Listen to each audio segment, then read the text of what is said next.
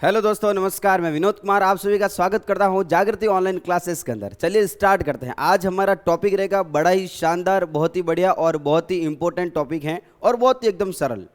पूरी तरीके से ये कंसेप्ट जो चैप्टर है पूरा समझने लायक चैप्टर है। उसको अगर आपको एक बार अगर ये पूरा चैप्टर समझ में आ जाता है तो आपको उसको बार बार पढ़ने की भी जरूरत ही नहीं रहेगी।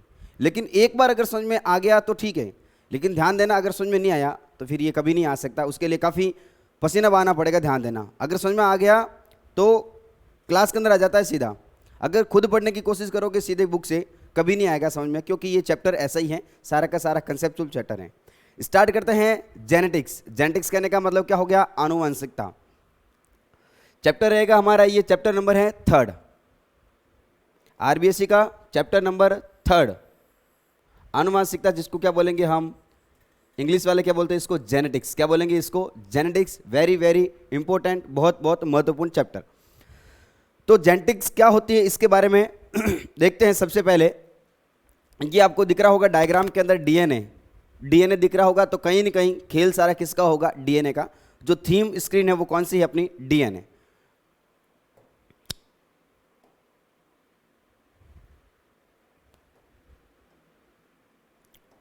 ठीक है, सबसे पहले बात करेंगे आनुवंशिकी, जेनेटिक्स, इसका मतलब क्या हुआ। उससे पहले कुछ बेसिक्स बातें कर लेते हैं। ये होगी सेल होगी सेल के बारे में, थोड़ी कोशिका के बारे में सबको जानकारी होनी चाहिए। ये क्या होगी भाई? सेल होगी, कोशिका होगी, और कोशिका के अंदर अलग अलग पार्ट्स होते हैं, सबको ध्यान में आना चाहिए। क्लास 9 की बातें हैं, छोटी छोटी बातें छोटी छोटी बातें। ये क्या होगी भाई? Cell wall. क्या होगी उसकी? सेल वॉल कहने का मतलब कोशिका भित्ति। क्या होगी? कोशिका भित्ति। कोशिका भित्ति होगी, और कोशिका भित्ति के अंदर क्या होगा? एक हल्की सी मेम्ब्रेन होगी, जिसको क्या बोलेंगे? पतली सी मेम्ब्रेन होगी, जिसका नाम क्या हो गया? जिसको क्या बोलेंगे हम? कोशिका झिल्ली। क्या बोलेंगे इसको? कोशिका झिल्ली। अरे भाई 9th की बातें, ये सारी चीजें 9th के अंदर आपने सारी चीजें ये पढ़ी होगी। बिल्कुल एकदम सिंपल बातें, छोटी छोटी बातें। और उसके अंदर बड़ा सा स्ट्रक्चर, बड़ी सी स्ट्रक्चर, जिसके बिना काम नहीं चलने वाला है। बहुत बहुत इंपॉर्टेंट स्ट्रक्चर कोशिका के अंदर, जिसका नाम क्या हो गया? न्यूक्लियस। क्या बोलेंगे इसको? न्यूक्लियस, यानी क्या हो गया? केंद्रक। तो ये हो गया इसका केंद्रक, या फिर क्या हो गया? न्यूक्लियस। अब समझना, न्यूक्लियस के अंदर एक धागा पाया जाता है। वेरी वेरी इंपॉर्टेंट, शुरुआत हो चुकी है, ध्यान देना। क्या हो गया? न्यूक्लियस के अंदर एक धागा पाया जाता है, एक ऐसा थ्रेड लाइक स्ट्रक्चर पाया जाता है, that is non edge chromatin. क्या बोलेंगे इसको? क्रोमेटिन। बात समझना बेटा सभी। यानी इसके अंदर जो धागा पाया जाएगा, जिसका नाम क्या हो गया? क्रोमेटिन। क्या नाम हो गया इसका? बहुत बढ़िया, क्रोमेटिन। अरे बस ऐसे समझो कि सेल के अंदर न्यूक्लियस, न्यूक्लियस कहने का मतलब केंद्रक, और उस केंद्रक के अंदर जो धागा पाया जाएगा, जिसका नाम क्या हो गया? क्रोमेटिन। क्या नाम हो गया इसका? क्रोमेटिन। अब जब क्रोमेटिन से क्या होगा? जब होता है विभाजन होगा। क्या होगा? विभाजन होता है। जब डिवीजन होगा, तो डिवीजन के टाइम में इस क्रोमेटिन का, इस धागे का क्या हो जाता है? संघनन। क्या हो जाता है इसका? संघनन हो जाता है। संघनन हो जाता है, कंडक्शन हो जाता है, ये कंडेंस हो जाती है। बात को समझो, ये विभाजन क्या होता है? अरे भाई सेल को एक कोशिका से 2 कोशिका बनानी पड़ती है, उसको क्या बोलेंगे? विभाजन बोलते हैं। ध्यान देना, एक कोशिका से, एक सेल से 2 सेल बनानी है, उसको क्या बोलेंगे हम? विभाजन बोलेंगे, यानी क्या बोलते हैं? Cell division. चीजों को बिल्कुल समझना, एकदम आसान भाषा में। एक सेल से 2 सेल बनाना क्या कहलाएगा? सेल डिवीजन कहलाएगा। और जब सेल डिवीजन होगा, तब उनके अंदर अलग अलग फेज होती हैं, अलग अलग अवस्थाएं होती हैं। उन अलग अलग अवस्थाओं के अंदर क्या होगा? जो क्रोमेटिन जो धागा था, समझना, जो क्रोमेटिन धागा था, जो न्यूक्लियस के अंदर जो धागा था, उस धागे का क्या हो जाएगा भाई? संघनन हो जाएगा। अरे संघनन कहने का मतलब ये धागा कंडेंस हो जाएगा, यानी उसके अंदर क्या हो जाएंगे? ऐसे मतलब वो इकट्ठा हो जाएगा। इकट्ठा होकर क्या होगा? उसके अंदर एक संरचना बनेगी, जिसको क्या बोलेंगे हम? क्रोमोसोम। क्या बनेगी भाई? ये क्रोमोसोम बनेगी, यानी क्या बनेंगे? गुणसूत्र। अरे आपने नाम सुना होगा गुणसूत्र का, ठीक है? तो क्या बना? ये गुणसूत्र बने। बात में आ रही है क्या? क्या बने? गुणसूत्र बने। गुणसूत्र कहने का मतलब क्रोमोसोम। ये नाम आपने सुने होंगे, तो अब समझ में आ गया होगा क्रोमोसोम क्या होता है। केंद्रक के अंदर, न्यूक्लियस के अंदर जो धागा पाया जाएगा, कोशिका विभाजन के समय क्या होगा? कोशिका विभाजन की अलग अलग अवस्थाएं होगी, उन अवस्थाओं के अंदर क्या होगा, इसका संघनन हो जाएगा। इसका संघनन कहने का मतलब ये सिकुड़ जाएगा। जब इसका संघनन होगा तब क्या होगा, एक संरचना बनेगी जिसका नाम क्या हो गया, गुणसूत्र। क्या नाम हो गया इसका, गुणसूत्र। और गुणसूत्र के अंदर ऐसी संरचना होगी जिसका नाम क्या हो गया, डीएनए। नाम क्या हो गया इसका, डीएनए। बहुत बढ़िया, बिल्कुल ही आराम आराम से प्यार मोहब्बत से समझने की कोशिश करेंगे। ये क्या हो गया भाई, उसके अंदर क्रोमोसोम के अंदर क्या हो गया, डीएनए। क्या हो गया, डीएनए। ये हो गया डीएनए। ठीक है, अब मैं बार बार नहीं बताऊंगा, बस इतना बोलूंगा डीएनए, समझ जाना। कहां पर होगा सर, क्रोमोसोम के अंदर। कहां पर होगा, क्रोमोसोम के अंदर। तो ध्यान देना, डीएनए कहां पर होता है अपना, क्रोमोसोम में। कहां पर होगा भाई, क्रोमोसोम के अंदर होगा। खत्म बात। और क्रोमोसोम कैसे बने, क्रोमोसोम बने कि जो न्यूक्लियस के अंदर जो धागा पाया जाता है उसका क्या होगा, संघनन होगा, उसका कंडेंसेशन होगा, और उसके तहत क्या बन जाएगा, गुणसूत्र बन जाएगा। इतनी सारी बातें समझ में आ गई क्या? कुछ और बातें कर लेते हैं, इतनी सारी चीजों को लिख दो।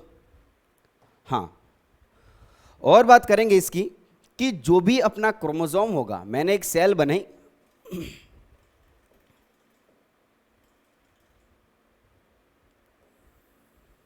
ये लो सेल। इस सेल के अंदर क्रोमोसोम की अगर मैं बात करूं तो क्रोमोसोम, ह्यूमन बॉडी के अंदर जो क्रोमोसोम होते हैं वो आपने सुने होंगे। कितने होते हैं क्रोमोसोम मानव शरीर में, मानव शरीर में मानव शरीर में गुणसूत्र कितने होते हैं भाई, 46 गुणसूत्र होते हैं। ये तो आपको पता होगा सभी को, 46 गुणसूत्र। कितने पाए जाते हैं, 46 गुणसूत्र। अगर मैं बात करूं कितनी जोड़ी, तो कितना हो गया, 23 जोड़ी। कितना हो गया, 23 जोड़ी हो गया। अरे भाई 23 के डबल कर दो, कितने हो गए, 46 गुणसूत्र। कितने हो गए, 46 गुणसूत्र। अब बात को समझना, 23 जोड़ी, ये जो पूरे गुणसूत्र हैं वो कितने हैं, यहां पर ऐसे डैश डैश करके मैंने बना दिया। लास्ट वाला गुणसूत्र, ये वाला कौन सा गुणसूत्र, नंबर 1। और यहां पर चलते चलते कौन सा गुणसूत्र हो गया, ये 23 नंबर गुणसूत्र। कौन सा हो गया, 23 गुणसूत्र। और 23 गुणसूत्र इस साइड भी होंगे। अब ध्यान देना, अगर आप चीजों को समझने में अगर इंटरेस्टेड हो, रटने में अगर इंटरेस्टेड नहीं हो, तो सभी निगाहें खुली रखना और ओपन रखना माइंड को, क्योंकि 10th क्लास तक सारे बच्चे रटते हैं चीजों को, रटने की बिल्कुल कोशिश नहीं करेंगे, क्योंकि रटा हुआ याद बहुत कम रहता है। अब देखो समझो, सेल के अंदर गुणसूत्र कितने, सर 23 जोड़ी गुणसूत्र। बात को समझना, गुणसूत्र कैसे बने हमने सारी बकवास कर ली। गुणसूत्र कितने होंगे, 23 जोड़ी होंगे। 23 जोड़ी यानी टोटल कितने, हाँ 46। कितने गुणसूत्र होंगे, बहुत बढ़िया भाई, कितने होंगे, 46 गुणसूत्र ह्यूमन के अंदर। मेरे में कितने गुणसूत्र, 46। आप में कितने, 46। मैडम में कितने, 46। कहने का मतलब सब में कितने, 46 गुणसूत्र। बात समझ में आ गई क्या? अब जो 46 गुणसूत्र हैं ये 23 जोड़ी जोड़ी के अंदर रहेंगे। अब ये गुणसूत्र कहां से आया था, मेल से। कहां से आया था, ये मेल से। और ये कहां से आया था, फीमेल से। अरे मतलब ये आया था पिताजी से, पिताजी से आया था। और ये कहां से आया था, माताजी से आया था। बात समझ में आ रही है क्या? शुक्राणु अंडाणु आए थे, दोनों मिले थे, उसके अंदर भी 23 गुणसूत्र, उसके अंदर भी 23 गुणसूत्र, दोनों आपस में मिलेंगे। क्या कहलाएगा भाई, ये क्या कहलाएगा भाई, युग्मनज। यहां पर किसका निर्माण हुआ था, युग्मनज का निर्माण हुआ था, जाइगोट का निर्माण हुआ था, 46 क्रोमोसोम बन गए। अब देखो इतनी बात को समझना कि इसमें से जो इसमें से जो 22 गुणसूत्र होते हैं, 22 गुणसूत्र होते हैं, उसको बोलेंगे हम अलिंग गुणसूत्र। क्या बोलेंगे अपन इसको, अलिंग गुणसूत्र। 22 और 22 के 22 सब में समान। भाई साहब में और भाभी जी में दोनों में समान कितने, 22 सब में समान, दोनों में समान। डिफरेंस कहां पर आया, जो 23वां गुणसूत्र है। अरे भाई बात को समझो, चीजों को समझो, बड़ी मजेदार बात। जो ये 23वां गुणसूत्र है, 23वां गुणसूत्र यानी एक गुणसूत्र लिखता हूं मैं, एक गुणसूत्र ये, और ये हो गया भाई साहब में, ये हो गया भाभी जी में। एक गुणसूत्र होगा कौन सा वाला, हाँ बहुत बढ़िया, 23वां वाला। कौन सा वाला हो गया, 23वां वाला जो गुणसूत्र होगा वो कौन सा होगा, लिंग गुणसूत्र। वो कौन सा होगा, लिंग गुणसूत्र। लिंग गुणसूत्र यानी इसको क्या बोलेंगे हम, सेक्स क्रोमोसोम। क्या बोलेंगे इसको, सेक्स क्रोमोसोम। बात समझ में आ गई क्या? अगर मेल है, ध्यान देना, अगर मेल है तो इसके अंदर जो 23वां गुणसूत्र होगा वो होगा एक्स, और कौन सा होगा, वाई। तो क्या होगा, ये मेल। क्या होगा, ये मेल। तो बताओ मेरे अंदर जो 23वीं जो जोड़ी है, मेरे अंदर जो 23वीं जोड़ी है, सुनना, अरे 22 गुणसूत्र मेरे में समान, भाई साहब में, भाभी जी में, दोनों में बिल्कुल समान, 22 बिल्कुल बराबर। लेकिन जो 23वां गुणसूत्र होता है, 23वां, वो अगर मेरे में चेक करूं तो मेरे में कौन सा, एक एक्स, एक कौन सा है, वाई।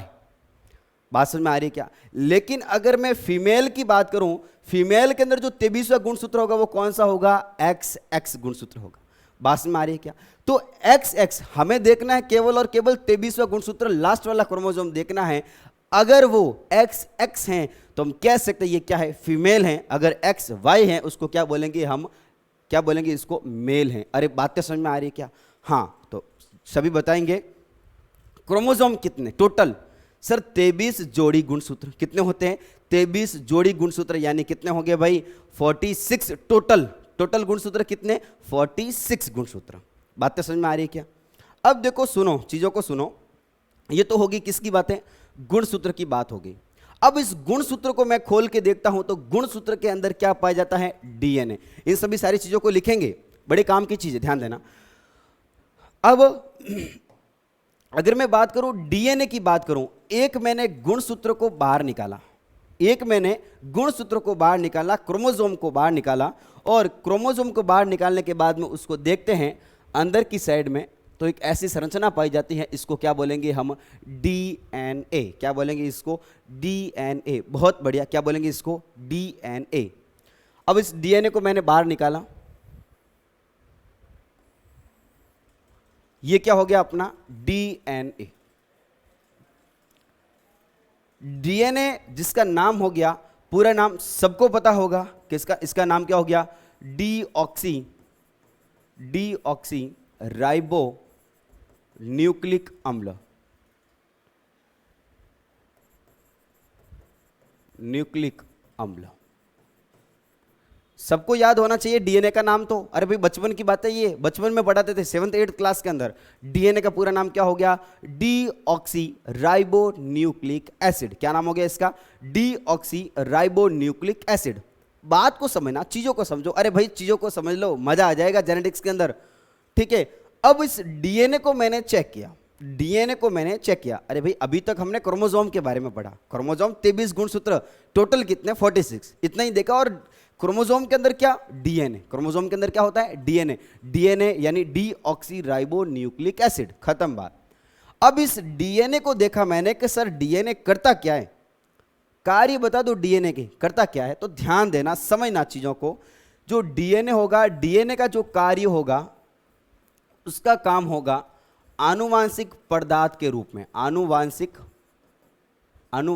पदार्थ के रूप में, पदार्थ के रूप में कार्य करता। ये आनुवांशिक पदार्थ कहने का मतलब क्या हुआ, ये डीएनए एक पीढ़ी से दूसरी पीढ़ी में जाना। वापस सुनो क्या बोला मैंने, यही डीएनए जाता है एक पीढ़ी से दूसरी पीढ़ी के अंदर जाएगा। ये है पिताजी और ये है उसका बच्चा, ये है बेटा जी, ये है पिताजी। तो उनके अंदर क्या हुआ, ये डीएनए उसके अंदर था, ये डीएनए चला गया। क्या ये डीएनए उड़ के जाता है क्या, नहीं। अरे भाई खाने के साथ थोड़ी खिलाते डीएनए को।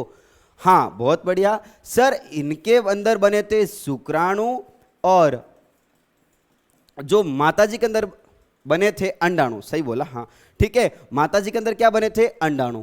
जब दोनों मिले थे तो उसका डीएनए मैच हो गया। तो क्या हुआ, इसके डीएनए के ऊपर जो सूचना होगी, इंफॉर्मेशन होगी, किनके डीएनए के ऊपर, माताजी के डीएनए के ऊपर और पिताजी के डीएनए के ऊपर।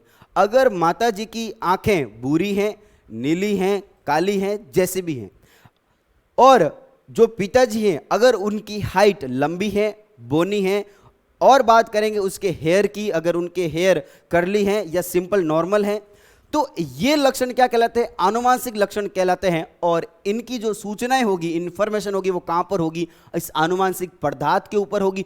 किसके फॉर्म में होगी हम आगे डिस्कस करेंगे। वो ही जाती हैं अगली पीढ़ी के अंदर, और क्या हो गया, जो उसके जो होने वाला जो बच्चा है, ठीक है, वो भी कैसा हो जाएगा, उनके लक्षण कुछ पिताजी के समान या फिर माताजी के समान मिलते रहेंगे। यानी एक पीढ़ी से दूसरी पीढ़ी, ध्यान देना, एक पीढ़ी से दूसरी पीढ़ी में लक्षणों को ले जाने का काम किसने किया? इस आनुवांशिक पदार्थ ने। किसने किया भाई? आनुवांशिक पदार्थ ने। यानी ये फंक्शन करेगा, वर्क करेगा एज ए जेनेटिक मटेरियल। किसकी तरह काम करेगा? ये आनुवांशिक पदार्थ की तरह काम करेगा। ये तो एक बात समझ में आ गई। दूसरी बात सुन लो, दूसरी बात सुन लो, ये क्या करेगा? लक्षण विशेष का क्या करेगा? नियंत्रित करता है। सुनो कैसे। हमारे शरीर के अंदर क्या बनता है? डीएनए। ध्यान देना, शरीर के अंदर क्या है? डीएनए। उस डीएनए से क्या बनता है? ध्यान देना, आरएनए। क्या बनता है? उस डीएनए से क्या बनता है? आरएनए। सभी सुनेंगे एकदम। डीएनए होता है हमारे शरीर के अंदर, डीएनए से क्या बनता है? आरएनए। क्या बनेगा? आरएनए। और आरएनए से क्या बनता है? प्रोटीन। क्या बनता है उसके अंदर? प्रोटीन। ध्यान देना, देखो सभी सुनो। डीएनए, डीएनए से क्या बना भाई? आरएनए। आरएनए से क्या बना? प्रोटीन।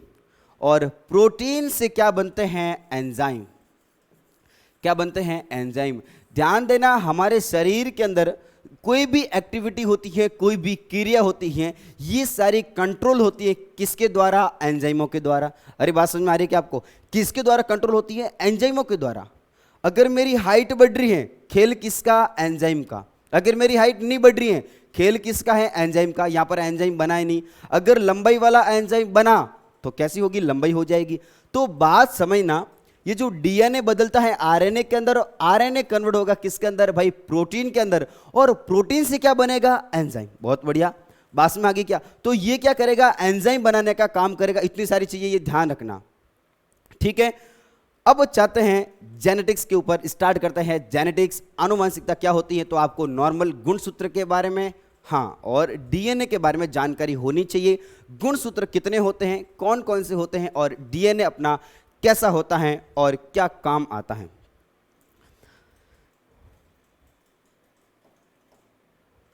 बात करेंगे आनुवंशिकी यानी जेनेटिक्स होती क्या है। तो एक ये ब्रांच है। ये सबसे पहले जो जेनेटिक्स जो शब्द आया है वो आया है किसे? जीन से। किसे आया है? वो जीन से। अब बात आती है कि सर ये जीन क्या होता है। बात आती है कि ये जीन क्या होता है, उसके लिए आपको थोड़ा सा सब्र करना पड़ेगा, आगे समझेंगे हम। तो जीन से शब्द बना है अपना कौन सा वाला? जेनेटिक्स। क्या बना अपना? जेनेटिक्स। तो जीन से क्या बना? जेनेटिक्स बनी। बात में आगे क्या? जेनेटिक्स जो शब्द दिया गया, शब्द दिया गया, वो दिया गया था किसके द्वारा? बैटसन के द्वारा। जो जेनेटिक जो शब्द दिया गया वो किसके द्वारा दिया गया था? बैटसन के द्वारा। किसके द्वारा दिया गया था? सभी याद रखेंगे, जो जेनेटिक्स जो वर्ड हैं गिवन बाय बैटसन। ये आनुवंशिकी जेनेटिक्स होती क्या है? तो ध्यान देना, ये कुछ नहीं है, एक विज्ञान की एक शाखा है।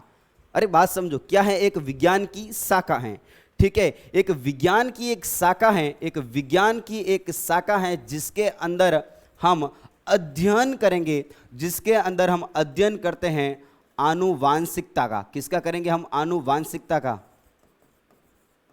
आनुवंशिकता का। तथा किसका करेंगे हम? विभिन्नता का अध्ययन करते हैं। विभिन्नता का अध्ययन करते हैं। सर हमारा दिमाग खराब हो रहा है, हमें कुछ भी समझ में नहीं आ रहा है। भाई समझाना की कोशिश मैंने की नहीं, ठीक है। तो सबसे पहले बात करेंगे विज्ञान की एक ऐसी शाखा, एक साइंस की एक ऐसी ब्रांच जिसके अंदर अध्ययन करते हैं हम किसका? आनुवांशिकता का। किसका अध्ययन करेंगे भाई? आनुवांशिकता कहने का मतलब क्या हो गया? हेरेडिटी। किसका अध्ययन करेंगे हम? हेरेडिटी का अध्ययन करेंगे। बस इतना समझो, आनुवांशिकी एक ऐसी ब्रांच जिसके अंदर हम अध्ययन करते हैं किसका? ध्यान देना, आनुवांशिकता का। अरे भाई आनुवांशिक और आनुवांशिकता का अध्ययन करते हैं, तथा किसका करते हैं? विभिन्नता का। विभिन्नता कहने का मतलब क्या हो गया? वेरिएशन। किसका अध्ययन करेंगे हम? वेरिएशन, विभिन्नता तथा आनुवांशिकता का अध्ययन करते हैं। बस इतनी बात समझ लो, क्या होती है आगे डिस्कस करेंगे। हाँ, तो बताओ सबसे पहले आनुवांशिकता का मतलब क्या हो गया? आनुवांशिकी का मतलब क्या हो गया? सर विज्ञान की ऐसी ब्रांच, एक ऐसी शाखा जिसके अंदर हम अध्ययन करते हैं किसका? हेरेडिटी का तथा वेरिएशन का, यानी आनुवंशिकता का। तथा किसका करेंगे हम? विभिन्नता का अध्ययन करते हैं। अरे बात को, दिमाग को खुला रखना भाई, जेनेटिक्स स्टार्ट हो चुकी है। हाँ, एक बार वापस बताओ, किसका अध्ययन करेंगे? एक विज्ञान की ऐसी शाखा जिसके अंदर हम आनुवंशिकता का अध्ययन करेंगे। आनुवंशिकता यानी हेरेडिटी का अध्ययन करेंगे। और किसका करेंगे हम? विभिन्नता का अध्ययन करेंगे। तो यहां पर लिख दो परिभाषा, विज्ञान की वह शाखा, विज्ञान की वह शाखा जिसमें जिसमें आनुवांशिकता तथा विभिन्नता का अध्ययन किया जाता है।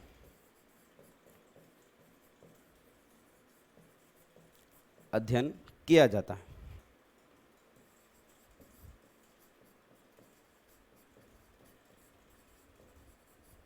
बात समझ में आ गई क्या? किसका अध्ययन करेंगे हम? विभिन्नता का और आनुवांशिकता का अध्ययन करेंगे, हेरिडिटी का अध्ययन करेंगे, और किसका करेंगे हम? वेरिएशन का अध्ययन करेंगे। लिखो इसको।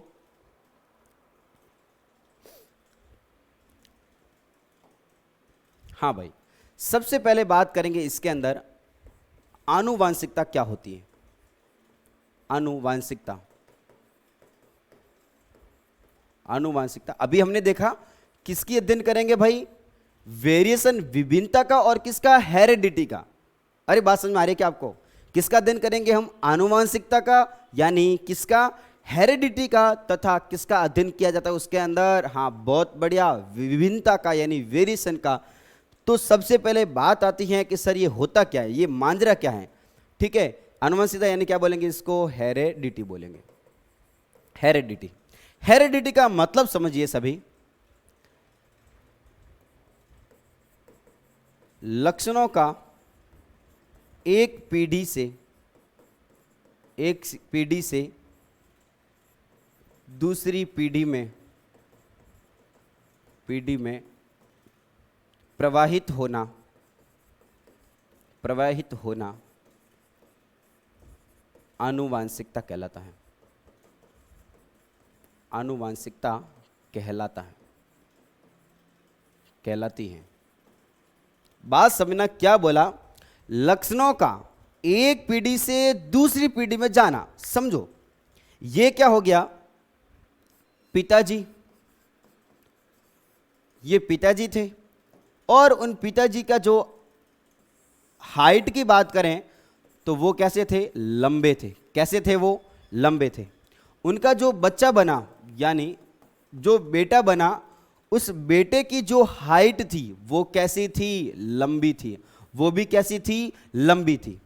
खैर, इतना। एक और समझो, स्किन का कलर देखें पिताजी का, तो वो स्किन का कलर कैसा था भाई? काला। स्किन का कलर, त्वचा का रंग कैसा था? काला। अरे बात को समझना, कंसेप्ट को समझना। स्किन का कलर कैसा था? काला। उसके बच्चे का जो स्किन का कलर है कैसा हो गया? वो गोरा। कैसा हो गया? वो गोरा। ये गोरा कलर कहां से आया? तो उसकी जो माताजी थे, ध्यान देना, माताजी थे वो कैसे थे? थोड़े से गोरे। तो लक्षण कहां से आया? चाहे पिताजी से आओ या फिर माताजी से आओ। अरे बात समझो, क्या पिताजी से आओ या माताजी से आओ, लक्षणों का एक पीढ़ी से दूसरी पीढ़ी के अंदर ट्रांसफर हुआ या नहीं हुआ? बिल्कुल हुआ। चलो सर, ये तो नॉर्मल बात है, ऐसे भी हो सकता है। हाँ, एक और उदाहरण लेते हैं। अगर ये लक्षण नहीं जाते तो फिर इंसान का बेटा इंसान थोड़ी होता भाई। यहां पर देखो, आपको दिख रहा होगा हाथी, और फीमेल हाथी और मेल हाथी का जो बच्चा होगा, अरे सीधी सी बात है, गधा थोड़ी होगा। कौन होगा? वो हाथी होगा। ठीक है, तो यहां पर क्या हुआ? लक्षण का एक पीढ़ी से दूसरी पीढ़ी में ट्रांसफर हो गया। पिताजी के 2 हाथ, बच्चे के भी 2 हाथ। ठीक है, पिताजी की 2 आंखें, तो बच्चे के भी कितनी होगी? 2 आंखें। ऐसा क्यों हुआ?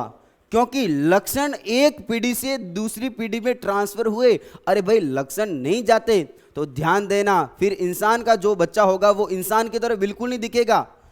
ध्यान देना, ये लक्षण ट्रांसफर हुए एक पीढ़ी से दूसरी पीढ़ी में, और इसका अध्ययन करना क्या कहलाएगा? आनुवांशिकता कहलाएगा। क्या कहलाएगा भाई? आनुवांशिकता कहलाएगा। बात समझ में आ गई क्या? यानी एक पीढ़ी से दूसरी पीढ़ी में लक्षण गए। अरे बात समझो, किसी की आंखें अगर भूरी हैं, उसके परिवार में किसी की भी अगर आंखें भूरी हैं, तो ध्यान देना, उसके होने वाले बच्चे की एक पीढ़ी को छोड़ के हो सकता है, लेकिन दूसरी पीढ़ी के अंदर उसकी आंखें भूरी होनी फिक्स है। बात समझ में आ रही क्या? तो ऐसा क्यों हुआ? तो ऐसा इसलिए हुआ क्योंकि लक्षणों का एक पीढ़ी से दूसरी पीढ़ी में ट्रांसफर हुए। ये ध्यान देना, तो लक्षणों का एक पीढ़ी से दूसरी पीढ़ी में ट्रांसफर होना और उसका अध्ययन करना क्या कहलाएगा? आनुवांशिकता कहलाएगा। क्या कहलाएगा? आनुवांशिकता कहलाएगा। अब बात आती है कि ये लक्षण कौन से, तो लक्षण होते हैं आनुवांशिक लक्षण। कौन से होंगे? आनुवांशिक लक्षण। ध्यान देना, बात समझ में आ गई क्या? तो देखो ये हाथी है और हाथी का बच्चा बिल्कुल ही हाथी के जैसे ही हुआ। क्यों? क्योंकि उसके लक्षण है वो ट्रांसफर हो गए, और लक्षण का ट्रांसफर होना तो क्या कहलाएगा भाई? आनुवांशिकता कहलाएगा। क्या कहलाएगा? हेरिडिटी कहलाएगा। अरे एक बार ठंडे दिमाग से सोचना पड़ेगा, नहीं तो समझ में नहीं आएगा। लक्षण जा रहे हैं, बस लक्षण एक पीढ़ी से दूसरी पीढ़ी में ट्रांसफर हो रहे हैं। क्या कहलाएगा भाई यहाँ पर? आनुवांशिकता कहलाएगा, यानी क्या कहलाएगा? हेरिडिटी कहलाएगी। छापो इसको।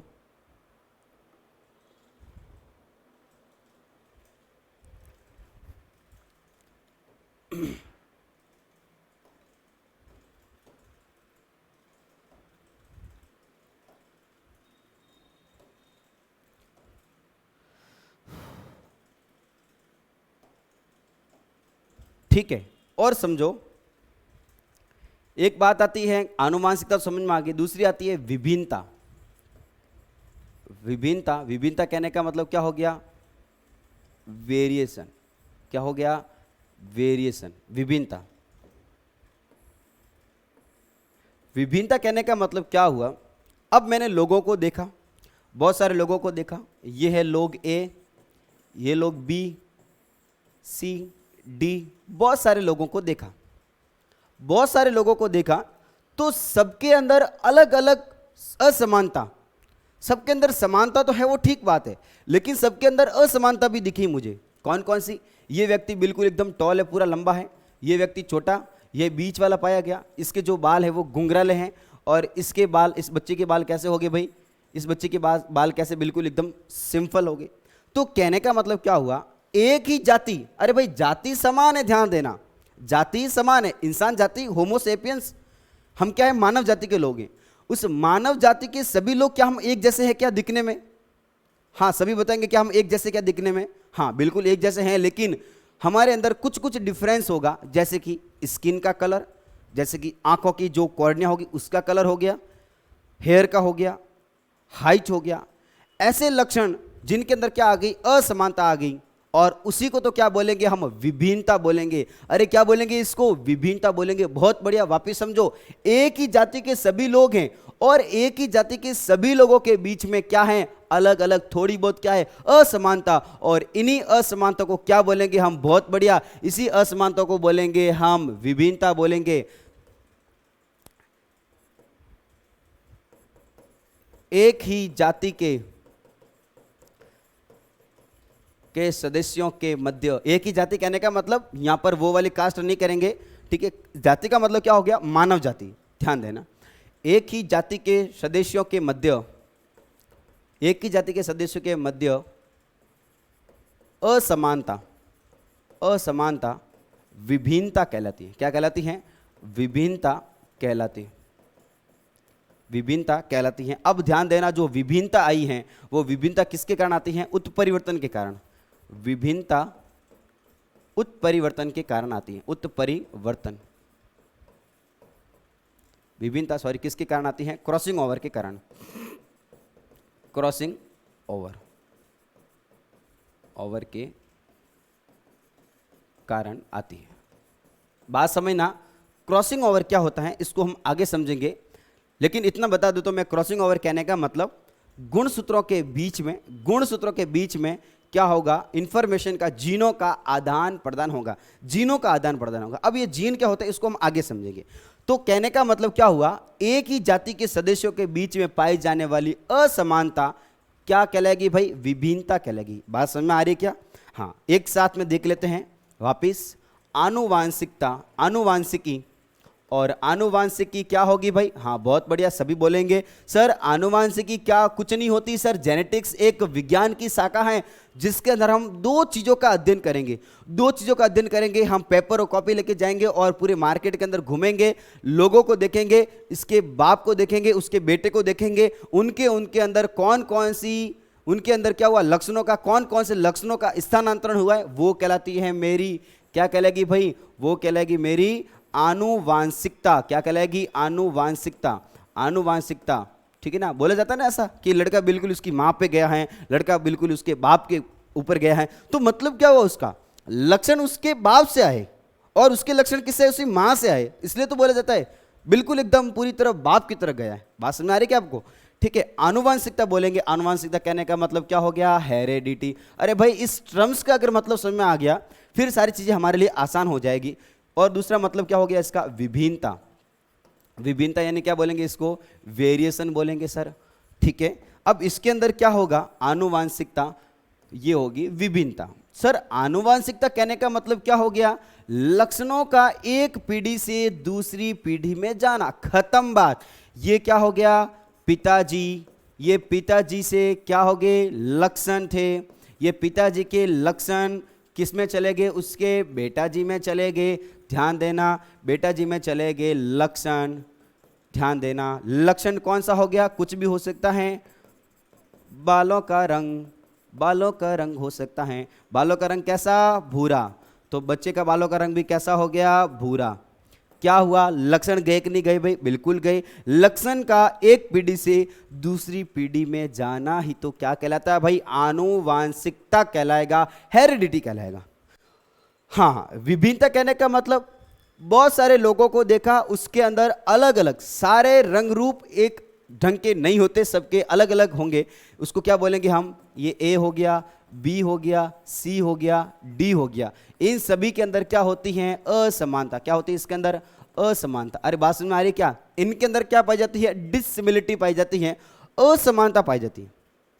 हम सभी लोग एक जैसे दिखने में नहीं होते। बात समझ में आ रही है क्या, थोड़ा बहुत तो डिफरेंस होगा। ठीक है, एकदम बिल्कुल शकल सूरत के अंदर स्किन का कलर, बालों का रंग बिल्कुल समान नहीं हो सकता। ठीक है, क्या बोलेंगे इसको, असमानता को क्या बोलेंगे हम, विभिन्नता बोलेंगे। क्या बोलेंगे इसको, विभिन्नता बोलेंगे। बातें अब समझ में आ चुकी होगी। अब बात आती है एक कि भाई हाँ, इसको छापेंगे सभी। ये पूरा हो गया अपना आनुवांशिकी का पूरा परिचय हो गया एक साथ में।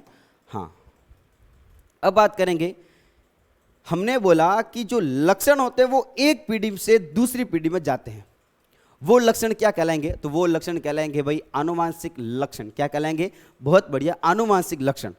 आनुवांशिक लक्षण ही जाता है भाई, ध्यान देना, आनुवांशिक लक्षण ही जाएंगे एक पीढ़ी से दूसरी पीढ़ी के अंदर। तो बात आती है कि ये आनुवांशिक लक्षण क्या होते हैं, आनुवंशिक लक्षण।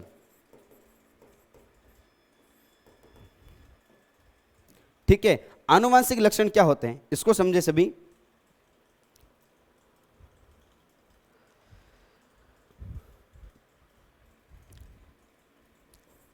वे लक्षण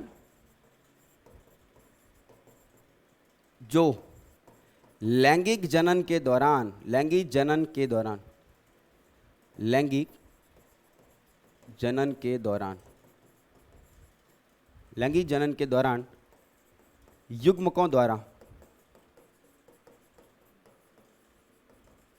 स्थानांतरित किए जाते हैं।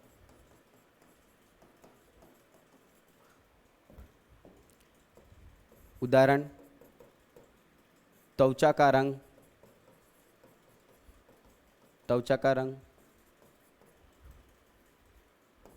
लंबाई आदि। अब बात समझना, ऐसे लक्षण जो युग्मकों द्वारा ट्रांसफर होते हैं। अरे भाई बहुत बढ़िया, यानी मेल से फीमेल से दोनों से जो लक्षण आ रहे हैं कौन लेके आएंगे, मैंने आपको बताया, क्या वो उड़ के आएंगे, क्या नहीं, यानी मेल यानी पिताजी, पिताजी और यहां पर कौन है, चलो पिताजी को छोड़ो, यहां पर क्या हो गया, भाई साहब, और यहां पर कौन थे, भाभी जी। उन्होंने क्या बनाया यहां पर, शुक्राणु, और क्या बनाया यहां पर, अंडाणु। इनके ऊपर छिपे हुए होंगे कुछ लक्षण, ध्यान देना, उनके युग्मक, युग्मक कौन सा भाई, शुक्राणु और अंडाणु, याद आ रहा होगा सबको। शुक्राणु और अंडाणु के ऊपर जो लक्षण छिपे हुए थे, उसी लक्षणों को कौन लेके आया यहां पर, शुक्राणु तथा अंडाणु, और जो होने वाला जो बच्चा हुआ, वो बच्चा, ध्यान देना, जो लक्षण भाई साहब में थे या फिर भाभी जी में थे, वही लक्षण ट्रांसफर हो गए किसके अंदर, इस बच्चे के अंदर। हाँ बताओ कौन लेके आए इसको, युग्मक। कौन लेके आए, युग्मक कहने का मतलब गैमेट, वही शुक्राणु और अंडाणु, वो लेके आए। बात समझ में आ रही क्या, और उनके अंदर क्या हुआ था, लैंगिक जनन हुआ था भाई, सीधी सी बात है, ह्यूमन के अंदर कौन सा जनन होगा, लैंगिक ही होगा उसके अंदर। हाँ, वे लक्षण जो लैंगिक जनन द्वारा यानी कौन सा, सेक्सुअल रिप्रोडक्शन, कौन सा हो गया भाई, सेक्सुअल रिप्रोडक्शन। और सेक्सुअल रिप्रोडक्शन के द्वारा युग्मकों द्वारा, देखो युग्मक शुक्राणु तथा अंडाणु के द्वारा स्थानांतरित किया जाते हैं, इनके द्वारा स्थानांतरित किया गया, माना कि शुक्राणु के ऊपर छुपा हुआ था, यहाँ पर शुक्राणु के ऊपर छुपा हुआ था, यहाँ पर त्वचा का रंग छुपा हुआ था, तो वो लक्षण आ गया कहाँ पर, इस बच्चे के अंदर आ गया। और जो भाई साहब का जो त्वचा का जो कलर होगा वही कलर हो जाएगा किसके अंदर, इस बच्चे के अंदर हो जाएगा, इस भतीज के अंदर हो जाएगा। बात में आ रही है क्या? तो ये हो गए सारे 3 अभी तक हमने टर्मिनोलॉजी देखी। सबसे पहला देखा जेनेटिक्स क्या होती है, विज्ञान की वह शाखा जिसके अंदर हम 2 चीजों का अध्ययन करेंगे। भाई सभी ध्यान देंगे, किसका अध्ययन करेंगे हम, 2 चीजों का अध्ययन करेंगे। 2 चीजें कौन कौन सी, 2 चीजें कौन कौन सी, एक तो होती है कौन सी वाली, आनुवांशिकता, कौन सी वाली भाई, आनुवांशिकता यानी क्या हो गया, हेरिडिटी, और दूसरी कौन सी होगी, विभिन्नता। आनुवांशिकता कहने का मतलब क्या हो गया, अरे लक्षणों का एक पीढ़ी से दूसरी पीढ़ी में जाना, लक्षण एक पीढ़ी से दूसरी पीढ़ी में जा रहा है, क्या कहलाएगा, आनुवांशिकता कहलाएगा। विभिन्नता कहने का मतलब क्या हो गया, सारे मनुष्य जाति के लोग दिखने में एक समान नहीं होंगे, तो उनके अंदर जो असमानता है सबके अंदर, वो क्या कहलाएगी भाई, विभिन्नता कहलाएगी, वेरिएशन कहलाएगी। फिर बात की कि कुछ ऐसे लक्षण होते हैं जो एक पीढ़ी से दूसरी पीढ़ी में आते हैं, क्या कहलाएंगे, वो आनुवांशिक लक्षण। और आनुवांशिक लक्षण क्या होते हैं, आनुवांशिक लक्षण यानी लैंगिक जनन के दौरान, सेक्सुअल रिप्रोडक्शन के दौरान, सेक्सुअल रिप्रोडक्शन के दौरान क्या होगा, युग्मकों के द्वारा स्थानांतरित किया जाएगा, उसको क्या बोलेंगे हम, लैंगिक, यानी उसको आनुवांशिक लक्षण बोलेंगे। इतनी बातें समझ में आ गई होगी आपको। चले स्टार्ट करते हैं, हम टर्मिनोलॉजी को स्टार्ट करते हैं। सबसे पहले जेनेटिक्स टर्म यानी क्या हो गया, आनुवंशिकी शब्दावली, आनुवंशिकी शब्दावली, आनुवंशिकी शब्दावली। इस पूरे जेनेटिक्स को जब हम पढ़ेंगे तो उसके अंदर बहुत सारी ऐसे मैं टर्म्स काम में लूंगा, जैसे कि मैं बोलूंगा होमोलॉगस, डोमिनेंट, प्रभावी, जीन, ये सारे क्या होंगे, अलील क्या होंगे, इन सभी के बारे में मैं नाम लूंगा, तो आपको बस पता होना चाहिए। सबसे पहले टर्मिनोलॉजी के अंदर स्टार्ट करते हैं जीन। क्या स्टार्ट करेंगे हम, केवल और केवल जीन, ध्यान देना। तो सबसे पहली टर्मिनोलॉजी होगी जीन, सभी समझेंगे, ध्यान देना, सबको अधिकार है समझने का, सभी समझेंगे। क्या हो गया, जीन। सबसे पहली बात आती है कि ये जीन जो नाम है इसको किसने दिया, खोज किसने की, तो जीन की गई किसके द्वारा, जॉनसन के द्वारा। जीन से जॉनसन, याद रखना आपको, किसके द्वारा दिया गया ये जो जीन शब्द दिया, किसके द्वारा दिया गया, जॉनसन, किसके द्वारा दिया गया ये, Johnson, very very important, gene शब्द किसके द्वारा दिया गया, ये जॉनसन के द्वारा दिया गया। ये जीन कहां पर होंगे और करते क्या, इसको समझना भाई, माइंड को पूरा खुला रखना, ध्यान देना, निगाह पूरी एकदम पूरी सामने होनी चाहिए।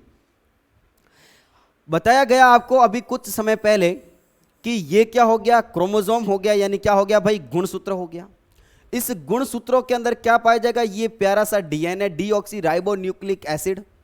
इस डीएनए को मैं खोल के बाहर लेके आता हूं, यहां पर ये हो गया भाई डीएनए, ये हो गया डीएनए। इस डीएनए को मैंने देखा, इस डीएनए को मैंने देखा, इस डीएनए के ऊपर ऐसे कुछ टुकड़े पाए जाते हैं। अरे समझो, इस डीएनए के ऊपर कुछ ऐसे टुकड़े पाए गए, समझना भाई, समझना सभी, इस डीएनए के ऊपर कुछ ऐसे टुकड़े पाए गए, कुछ ऐसे खंड पाए गए, ये खंड, ये खंड, ये खंड, डीएनए के ऊपर कुछ ऐसे खंड पाए गए।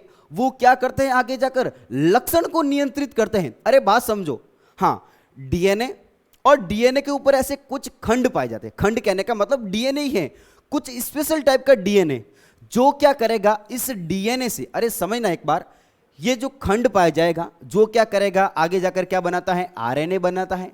और आरएनए बनाने के बाद में वही आरएनए क्या बनाता है, आगे जाकर प्रोटीन बनाता है। और प्रोटीन आगे जाकर क्या करेगा, प्रोटीन आगे जाकर बनाएगा एंजाइम बनाएगा। समझना एक बार, क्या बनाया उसने, एंजाइम बनाया। इस एंजाइम को, अरे भाई आपके तोते नहीं उड़ने चाहिए, बिल्कुल समझ लो आराम से। ये क्या हो गया, डीएनए। डीएनए के ऊपर कुछ ऐसे खंड जो क्या करते हैं, आरएनए बनाते हैं। आरएनए से क्या बनाया उसने, प्रोटीन। प्रोटीन से क्या बनाया उसने, एंजाइम। और एंजाइम से ये एंजाइम बना, माना कि किसके लिए बना, लंबाई के लिए, तो क्या होगी, व्यक्ति की क्या बढ़ गई भाई, लंबाई बढ़ गई, व्यक्ति क्या हो गया, लंबा हो गया। तो बताओ लंबाई के लिए, लंबाई का नियंत्रण किसने किया, इस जीन ने किया। किसने किया, इस जीन ने किया। तो डीएनए पर मौजूद ऐसे खंड जो क्या करेंगे, अरे लक्षणों को क्या करते हैं, नियंत्रित करते हैं। अरे समझना वापिस, कहां पर मौजूद है ये, डीएनए पर। डीएनए पर मौजूद ऐसे खंड जो क्या करेंगे, इस लक्षण को नियंत्रित करेंगे। बात में आ रही क्या, लक्षण को क्या करेंगे, नियंत्रित करेंगे। हां, एक और ऐसा खंड डीएनए के ऊपर जो क्या बनाता है, वापिस ध्यान देना, आरएनए बनाया। आरएनए से क्या बनता है, प्रोटीन, ये तो सबको पता होगा। प्रोटीन से क्या बना, एंजाइम बना। क्या बना, एंजाइम बना। और ये एंजाइम क्या करेगा, आगे जाकर त्वचा का रंग के लिए जिम्मेदार होगा। किसके लिए जिम्मेदार होगा, ये त्वचा के रंग के लिए। हां, तो बताओ इस त्वचा के लिए जिम्मेदार जो कलर है, वो जो जिम्मेदार चीज है, वो कौन है, अपनी जीन। कौन है, जीन। तो डीएनए पर मौजूद ऐसे खंड जो किसी लक्षण को क्या करते हैं, नियंत्रित करते हैं। अब सुनना, ये जो जीन है, कोई एक ऐसा व्यक्ति जिसके अंदर लंबाई वाला जीन नहीं है, जिसके अंदर लंबाई वाला जीन नहीं है, म्यूटेट हो गया, खराब हो गया, उत्परिवर्तन हो गया। उत्परिवर्तन क्या होता है, आगे समझेंगे। खराब हो गया, जिसकी वजह से क्या होगा, आरएनए बनेगा क्या, कभी नहीं, कभी नहीं। प्रोटीन बनेगा, बिल्कुल नहीं बनेगा। एंजाइम बनेगा क्या, नहीं बनेगा। अगर एंजाइम नहीं बनेगा तो क्या उसकी लंबाई बढ़ेगी, क्या नहीं बढ़ेगी। तो क्या उसको लक्षण का नियंत्रित किया, क्या नहीं किया। तो कहने का मतलब लक्षण का नियंत्रण कौन करते हैं, जीन करते हैं। कौन करते हैं, जीन। अरे बात समझ में आ रही क्या, लक्षण का नियंत्रण किसने किया, जीन ने किया। अरे तभी तो क्या बोलेंगे हम, लक्षण विशेष का नियंत्रित करने वाले जो खंड, उसको क्या बोलेंगे हम, जीन बोलेंगे। क्या बोलेंगे भाई, जीन बोलेंगे। एक बार फिर समझ लेना, भावना की शांति के लिए मास्टर की। ये क्या हो गया भाई, लंबाई को नियंत्रित किया इस टुकड़े ने। ये टुकड़ा कहां पर, डीएनए पर। अरे ये बात समझ में आ गई तो पूरी जेनेटिक्स समझ में आ गई, ध्यान देना। इस जीन ने क्या किया, लक्षण को क्या किया, नियंत्रित किया। यही तो क्या कहलाता है, जीन कहलाता है। तो जीन की परिभाषा क्या होगी, डीएनए पर उपस्थित, डीएनए पर उपस्थित खंड जो लक्षण विशेष को, अरे लक्षण विशेष समझ में आ गया क्या, उल्टा लिखा क्या, लक्षण जो लक्षणों को क्या करेगा, नियंत्रित करता है, नियंत्रित करता है। क्या कहलाता है, जीन कहलाता है। बात में आ गई क्या, लक्षणों को क्या करता है, ये नियंत्रित करेगा। लंबाई के लिए, स्किन के कलर के लिए, उसकी लंबाई के लिए, हाइट के लिए। छोटा है तो उसके अंदर क्या हो गया, ये जीन नहीं है। बात में आ रही क्या, लक्षणों को नियंत्रित करेगा, क्या कहलाएगा, जीन कहलाएगा। और ध्यान देना, जीन डीएनए पर उपस्थित होंगे। ध्यान देना, जीन कहां पर होंगे, डीएनए पर उपस्थित होते हैं, उपस्थित होते हैं। मेंडल को पता नहीं था, ध्यान देना, मेंडल को इतना पता था कि डीएनए के ऊपर कुछ ऐसा होगा जो क्या करेगा, इस लक्षण को क्या करेगा, नियंत्रित करता है। किसी के अंदर ये अगर है, अगर किसी के अंदर है तो क्या करेगा, ये कंट्रोल करेगा। अगर किसी के अंदर नहीं है तो ये नियंत्रित नहीं करेगा। तो मेंडल को इतना ज्यादा पता नहीं था। तो मेंडल ने क्या बोला उसको कि कुछ कारक हैं। अरे बात समझना, मेंडल ने क्या बोला कि वहां पर जो, मेंडल को जीन के बारे में नहीं पता था, तो मेंडल ने क्या बोला, उस जीन को क्या बोला, कारक बोला। कि यहां पर डीएनए पर कुछ ऐसे फैक्टर होते होंगे जो लक्षणों को क्या करते हैं, नियंत्रित करते हैं। तो मेंडल ने क्या कहा उसको, मेंडल ने जीन को कारक कहा। मेंडल ने जीन को कारक कहा। कारक कहने का मतलब क्या कहा, फैक्टर का। क्या कहा भाई, फैक्टर का, कारक का। मेंडल को नहीं पता था कि वो जीन है, बाद में पता चला कि ये जीन ही है जो क्या करता है, लक्षणों को क्या करता है, नियंत्रित करता है। अरे बात समझ में आ गई क्या। तो लक्षण को नियंत्रित करने वाले जो खंड होंगे डीएनए पर उपस्थित, गिवन बाय जॉनसन, क्या कहलाएंगे भाई, जीन कहलाएंगे। बात में आ गई क्या। चलो ठीक है, वीडियो देखने के लिए आप सभी का बहुत बहुत आभार।